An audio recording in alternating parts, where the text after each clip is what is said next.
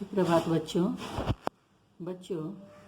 पिछली कक्षा में आपने पाठ 6 बकरी और मेमना से लघु उत्तरीय जो प्रश्न थे मोक्से के अंतर्गत आपने वो पढ़ा था।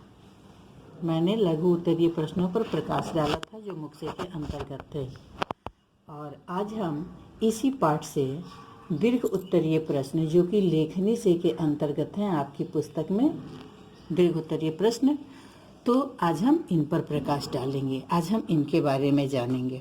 पाठ तो आपने पढ़ा ही है बकरी और मेमने की कहानी के बारे में कि किस प्रकार बकरी और मेमना किसे कहते हैं, बकरी के बच्चे को, किस प्रकार बकरी और मेमने ने अपने साहस, अपने धैर्य और अपनी हिम्मत से भेड़िए से दोनों ने अपनी जान बचाई थी। और बकरी और मेमने के माध्यम से ही लेखक ने यही शिक्षा दी थी कि विपत्ति में हमें घबराने की बजाय धैर्य और साहस से काम लेना चाहिए। तो आइए देखते हैं हम लोग। देखिए प्रश्न संख्या 1। प्रश्न संख्या 1 है, नदी ने ऐसा क्या कहा था जिससे हमें यह पता चला कि वह सदा अपने कर्तव्य का पालन करती है। नदी भी अपने कर्तव्य का पालन करती है। नदी के माध्यम से लेखक ने यह भी बताया कि हर व्यक्ति को अपने कर्तव्य का पालन करना चाहिए। तो नदी ने क्या कहा था जिससे पता चलता है कि वह अपने कर्तव्य का पालन करती है? देखिए उत्तर, नदी सदा अपने कर्तव्य का पालन करती है। इस बात का पता हमें नदी के निम्न कथन से चला। निम्न मतलब नीचे जो है। कथन क्या था नदी का? भेड़िए की एक भी आदत मुझे पसंद नहीं, पर क्या करूं? जब भी वह मेरे पास आता है प्यासा होता है। प्यास बुझाना मेरा कर्तव्य है, मैं उसे मना नहीं कर सकती।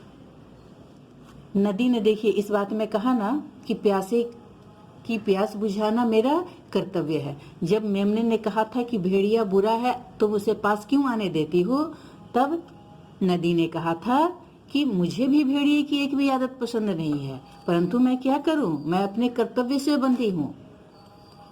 प्यासे की प्यास बुझाना मेरा कर्तव्य है, अतः मैं भेड़िए को मना नहीं कर सकती है। इसका उत्तर एक बार फिर से देख ले। नदी सदा अपने कर्तव्य का पालन करती है।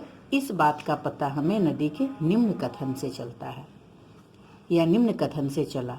भेड़िए की एक भी आदत मुझे पसंद नहीं, पर क्या करूं?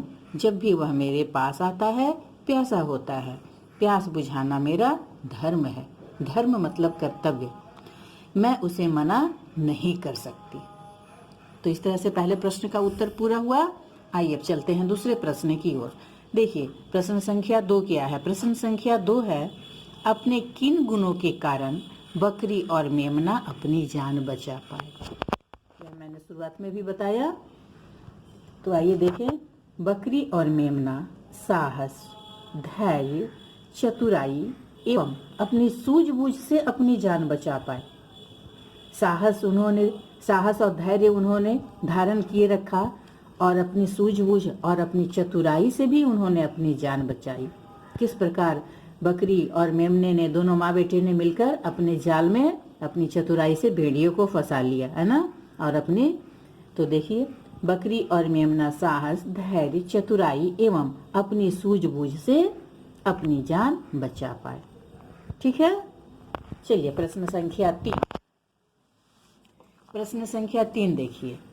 प्रश्न संख्या 3 क्या है? प्रश्न संख्या 3 यह है कि मेमने ने क्या कहकर भेड़िए को फटकारा? फटकारा मतलब डांटा है ना। उत्तर देखिए, मेमने ने यह कहकर फटकारा। यहाँ पर भेड़िए को भी आप लिख सकते हैं, नहीं भी लिखेंगे कोई बात नहीं।